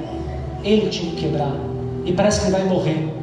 Parece que vai no último momento. Eu quero falar para você que o processo parece que você não vai suportar, parece que você vai morrer. Mas se você perseverar no processo, você vai passar, e você vai descobrir a boa, perfeita e agradável vontade de Deus na sua vida. Isso é maravilhoso, viver isso. Isso cura, isso sara, irmãos. Isso é tremendo. E ainda bem que tem o celular, que o relógio eu estou me enxergando aqui, Thiago. Meu celular está claro aqui. Vou encerrando já. Irmãos, eu suportei o processo. Longe de casa, de segunda a sexta. Meu filho se formando, eu não tive na formatura dele. Eu sou pegado com o Daniel até as horas. Só não está aqui porque está tocando teclado, está na escala da COFS no culto de hoje. Quantos problemas eu resolvi da distância com a minha esposa, em oração, em situações da casa, de parentes. Quantas vezes eu quis desistir, pastor? Mas era necessário. Primeiro, pela responsabilidade que eu tenho com a minha casa, de prover. Segundo, porque eu entendi que era um tempo e um momento que o Senhor preparou. O Senhor não me deu direção de sair. Alguém está esperando uma resposta de Deus? Dá uma dica cheirosa. Se Deus está em silêncio, não faça nada, Porque o silêncio de Deus já é uma resposta para continuar no mínimo do jeito que está. Ele é o maior interessado em dar uma direção para você. E o silêncio de Deus não te autoriza a fazer nada, porque o silêncio de Deus também é uma resposta. É para continuar, tá? Porque Ele é o maior interessado em mover situações, pessoas. E aí que nós quebramos a cara, porque eu quero sair sem asa. Eu não aguento mais o casulo. Eu quero ver o mundo exterior. Ah, Senhor, eu abro mão das minhas asas. O que adianta a lagarta ser a lagarta sem asa? Qual que é a diferença da lagarta que rasteja para a lagarta que voa? É as asas. O que vai diferenciar alguém que vive no propósito? É quem voa. Quem voa alcançou o propósito. Você foi chamado para voar em nome de Jesus. E voar sim é bíblico. Voar com asas de águia ainda. Voar em busca do propósito. Não voar no aspecto que os coaches ensinam. Voar, arrebentar, ser o maior. Não. É voar para a vontade do Senhor. É voar para o propósito do Senhor. É voar para aquilo que o Senhor tem para você. É voar com asas de águia. É voar em adoração. É voar na palavra. Não é ser melhor do que ninguém, mas dar o seu melhor para Ele. É ter um tempo de voo. Você não está mais no plano terreno. Como o navio, o navio não tem propósito na praia. O navio tem que içar a vela no mar bravio. O avião não tem propósito na terra, tem que voar. Você tem que voar no Senhor Jesus. Voar em revelação, voar em talento, voar em cargo, voar em ministração, voar. Então, se você não está se sentindo voando, ainda você não alcançou um propósito nessa área específica. Deus tem um propósito na sua área espiritual, no chamado, matrimonial, física, espiritual. Todas as áreas têm um propósito.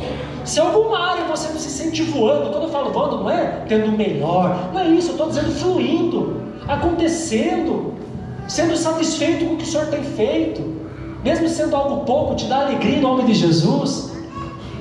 É que ainda nessa área você está no casulo. Escuta o que eu estou falando. Se essa área você está no casulo, não saia do casulo antes do tempo. Você vai até sair, mas vai sair sem asa. Todos esses anos eu fiquei lá, irmãos. Só Deus sabe quantas lágrimas, quanto choro, quanta saudade. Aí em novembro de 2022, o Senhor começou a trabalhar. Tive uma proposta que aos meus olhos eu falei, puxa vida, é impossível. Depois de 3 anos e 2 meses no casulo, nessa área da minha vida. E eu não sei qual casulo você está vivendo. Talvez o teu casulo não seja o meu casulo. Mas no teu casulo você vai sair também com asas em nome de Jesus. Então eu quero te ensinar como ver o propósito dentro desse testemunho. Persevera no processo. Persevera no processo. Recebi uma proposta, eu comecei a desenrolar essa proposta com o gestor desde novembro, dezembro, algumas entrevistas. Quando eu fui fazer a entrevista, pastora Léa, no local novo de trabalho, quando eu cheguei na porta, e vocês me conhecem há tantos anos, e sabem que eu estou contando esse testemunho para direcionar alguém que está vivendo um casulo igual ou em outra área, amém, irmãos? Quando eu cheguei, pastor Léo, sabe o sentimento que eu tive, irmãos? Eu falei, nossa, o que eu estou fazendo aqui? Que vergonha. Eu senti isso, como a gente é bobo, né? Deus quer honrar, a gente nem sabe ser honrado. Eu me senti envergonhado. Eu falei, puxa vida, acho que isso não é para mim, não. Coitado, eu estou aqui. Eu não sabia nem passar catraca, entrei para o lugar errado. Cheguei no elevador muito louco, não tinha nem botão, era só sensor. Fiquei 10 horas discernindo, revela como abre esse negócio. Eu olhava, ninguém via. Apertei, entrei. E vai para o 5º andar. Abre o 5º andar. Começo a andar, viro para a esquerda. Não sei se quem já sempre viu aquela série Suits. Parece aquele escritório muito doido. Aquela turma tudo de paletó social. Eu dei uma olhada assim, pastor. Agora está tarde, agora estou aqui fazer o quê? Tarde fugir. Fui para a entrevista. Depois de 3 anos e 2 meses chorando, no casulo que eu estava, que eu contei no ano passado para vocês, de segunda a sexta longe de casa, falar, o Senhor não vai fazer na minha vida? Senhor, eu vou ficar assim? Senhor, quando vai passar esse tempo? Eu estou perseverando, mas eu quero a tua vontade. Eu fico pensando, pastor Alex, se eu tivesse abortado, não teria acontecido isso, porque você só vive o propósito, você perseverar no processo. Hoje eu entendo que esses 3 anos e 2 meses foi uma escola de desenvolvimento profissional para que eu alcançasse o que eu alcancei nesses dias. Porque talvez eu não teria como alcançar, porque eu não teria, entre aspas, um conhecimento nessa área específica. Mas eu não entendi isso quando eu estava no casulo, porque eu estava cego. Eu só focava no meu sofrimento, eu só focava no tempo que não passa logo, eu só focava no meu filho se formando, eu vendo pelo Instagram, eu não estava presente. E o Senhor querendo me falar, aguenta, você vai cantar lá na frente com gratidão, espera um pouco, você vai voar, mas espera um pouquinho. Mas não, quantas vezes que eu desisti? E vou te falar mais, irmãos, a única pessoa que não me deixou desistir foi minha esposa, porque para quem eu falava, muitos falavam, até irmãos de fé, pastor, eu não sei como você aguenta, eu já teria desistido. Já ouvi muitos falar isso para mim, nada mesmo, muitos. Eu, sem contar o que eu tive que ouvir ainda, que piadinha, sem querer ser piadinha, mas a gente discerne. Isso que é duro a gente ser meu profeta, né, irmãos? A gente não é tonto. Ah, imagina eu ficar longe, imagina e tal, esposo, marido e tal. Eu falei, nem vou convidar a conversa. Para onde ele quer levar essa conversa? Que nada a ver. Eu tinha que ouvir essas coisas ainda. Imagina longe de esposa, longe de filho. Eu nunca, imagina, eu não abriria a mão. Eu ouvi isso, eu ficaria sem trabalho, mas eu ficaria com a minha casa. Eu falava, tá bom, mas vai comer o quê? Mas eu não compridava a conversa, mas me entristecia, porque eu tinha que ficar ouvindo isso ainda, sabe por quê? Porque tem um mal na igreja brasileira, que todo mundo quer tomar conta da sua vida, mas todo mundo quer tomar conta da forma para te prejudicar. Todo mundo quer tomar conta porque quer ter o teu mal, ninguém quer ajudar. Eu comecei a ver esses piadinhos, falei, quieto, Senhor. Mas Senhor, o Senhor não falou nada, eu estou perseverando no processo, uma hora o Senhor vai entender. E quando eu entrei naquele escritório, em dezembro eu entendi. Quando me chamaram para entrevista, irmãos, eu entrei só sala, no departamento, coisa arada. Fiz a entrevista, depois me deram papel branco para fazer a redação. Falei, pronto, agora que você vai reprovar. Se eu não for reprovado em redação agora, então é para ser não. Redação, quanto tempo a gente não escreve a letra mais feia que de médico, porque a gente só não usa mais caneta, esse computador, tudo. E qual que é o tema? Eu pensando, desenvolvimento, sei lá, inclusão, essas coisas do dia a dia, né, que é do mundo secular. O tema é livre. Eu falei, agora é a hora. O tema é livre, é assim que eu gosto. Aí sabe o que eu escrevi? Aí eu escrevi uma pregação recente que eu tinha. Eu falei, rapaz, vai ter tema livre, vai ter tema livre. Só faltou colocar o versículo. Não coloquei versículo, mas eu escrevi. Sabe qual foi o tema? A vida é curta, mas não precisa ser pequena. A vida é curta, mas não precisa ser pequena. A vida é como um vapor que logo aparece e depois desvanece. Muitas vezes o ser humano faz planos, mas nessa noite ele pode morrer, tudo isso bíblico. Muitos habitam no passado, visitam o futuro, perde o hoje. Por isso que para mim hoje estar aqui é gratificante, ó. Estar aqui é gratificante. O Senhor eu fui escrevendo tal, não sei o que, né? Eu falei, beleza, tá aqui. Ah, legal, depois a gente conversa contigo. Eu falei, tá bom. Aí deu tudo certo. Em janeiro me desliguei da antiga empresa. Fazem 18 dias que eu estou na nova.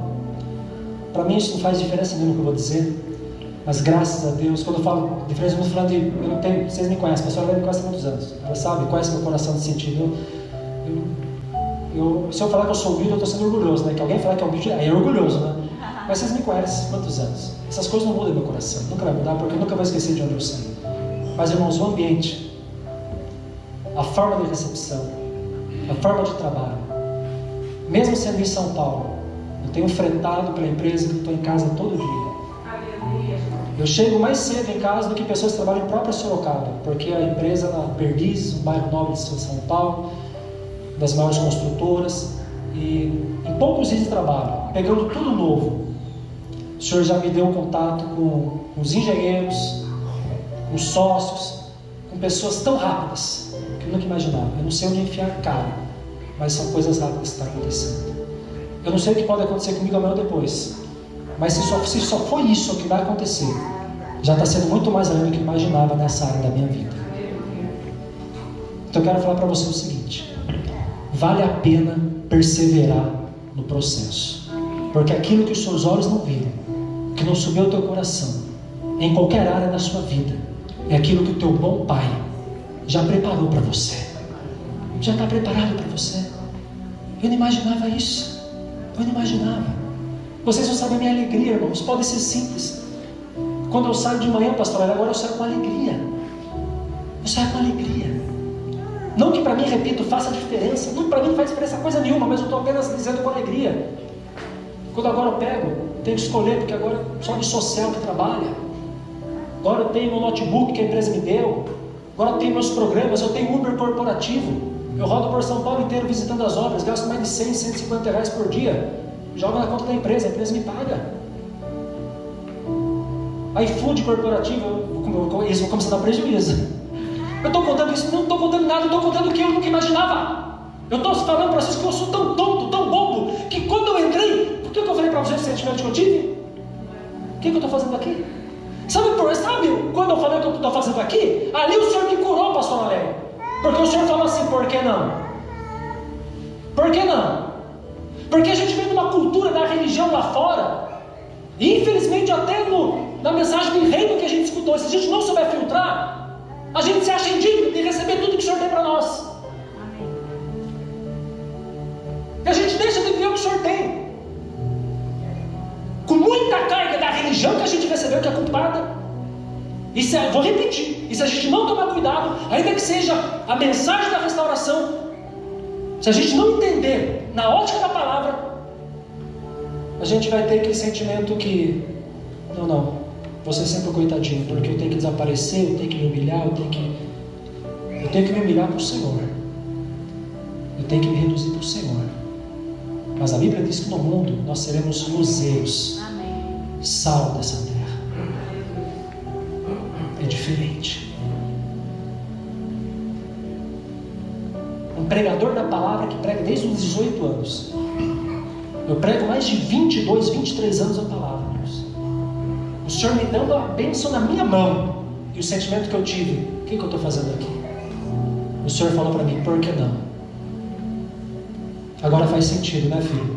3 anos e 2 meses lá atrás, né? Agora você vai desfrutar. Pode demorar curto tempo, não tem problema. Pode depois vir, porque casulo vira e mexe bem toda hora, né? Mesmo que venham outros casulos, não tem problema. Mesmo que esse tempo de desfrute seja curto, não sei, seja longo. Como eu disse, se fosse só 18 dias, 18 dias já compensou os 3 anos e 2 meses que eu passei, irmãos. Uma palavra de revelação para alguém nessa noite aqui. Persevera. Continua. E a bênção vai ser tão visível que talvez você vai ter o mesmo sentimento que eu tive. O que eu estou fazendo aqui? Eu não mereço. Dani, lembrei agora. Não sei se falaram para você ou para mim, mas lembrei agora. Como conseguiu?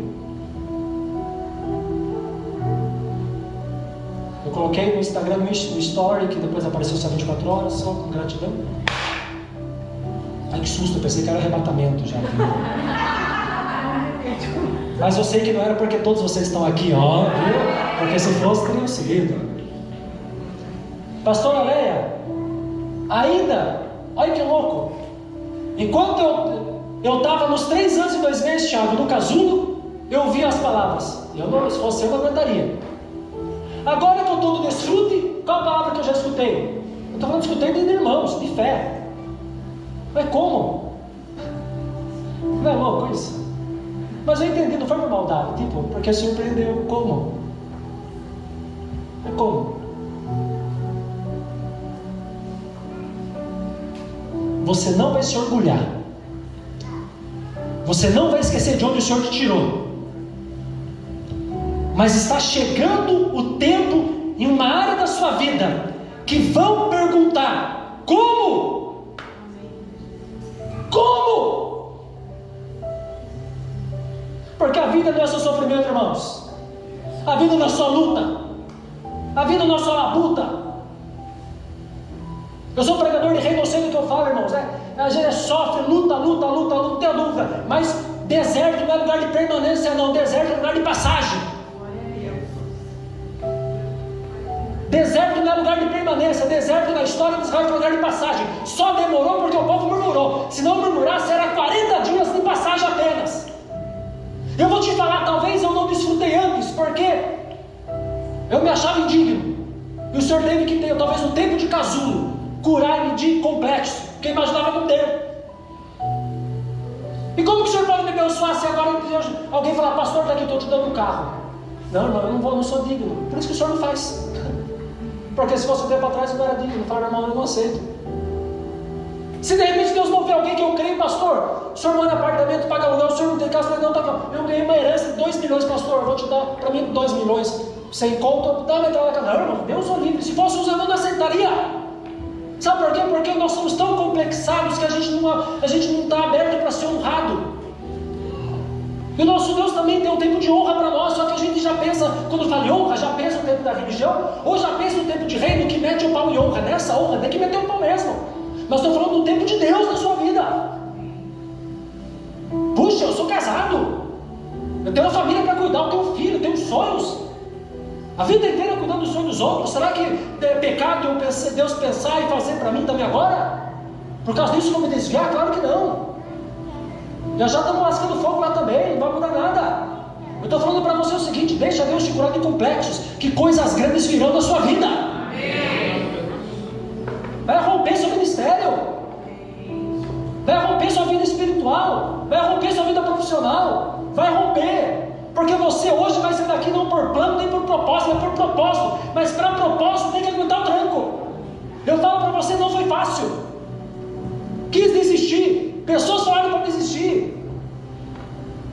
Toda sexta-feira, pegar circular, metrô, cometa, saía, batia o ponto 5h30 da tarde, chegava em casa 9h30 da noite, toda sexta-feira. Segunda-feira, saía de casa 3 horas para pegar o cometa 4 horas para chegar às 7h30, toda segunda-feira. 3 anos e 2 meses isso.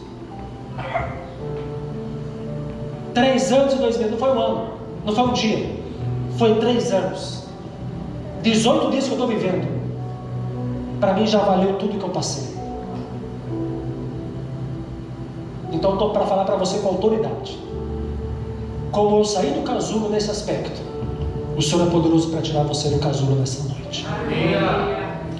Talvez a sua área seja a mesma que a minha. Então acredite nesse testemunho que eu estou falando. Eu não sou diferente de você, eu não sou melhor do que você. Nós temos o mesmo pai em comum. É que no casulo a gente aprende algumas coisas, e talvez eu precisava ter aprendido sobre essas coisas. Que profetizar tanto para os outros, o Senhor também tinha algo para mim. E no casulo eu comecei a entender isso. E comecei também a desejar os planos de Deus na minha vida. Porque chega um tempo que a gente acaba se esquecendo de nós em prol dos outros. É pecado isso? Claro que não. Mas não tem na Bíblia nenhum texto que você tem que se exterminar. Nenhum texto diz que você tem que se anular. Como se você se anular, como que Deus vai te usar? Então, de forma imperceptível, eu estava me anulando nessa área da minha vida específica.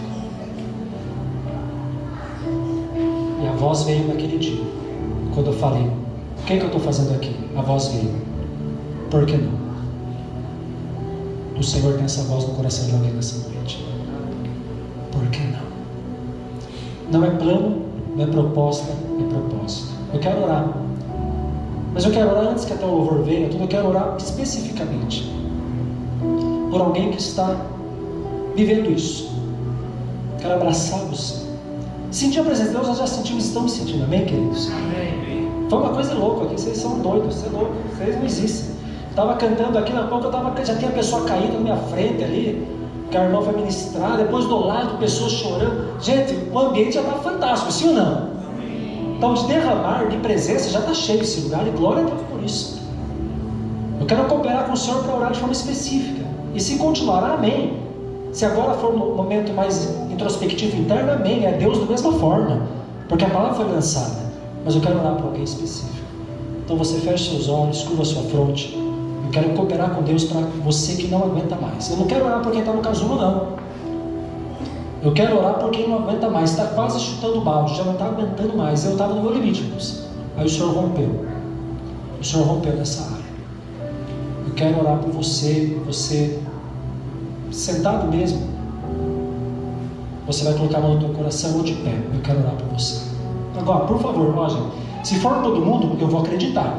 Mas então, se for todo mundo, quer dizer que todo mundo não está aguentando mais essa área. Então, entenda. Tá bom? Talvez não sejam todos.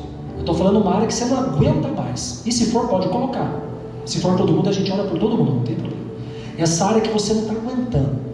Essa área que você está querendo sair antes do tempo. Quero orar pela sua vida.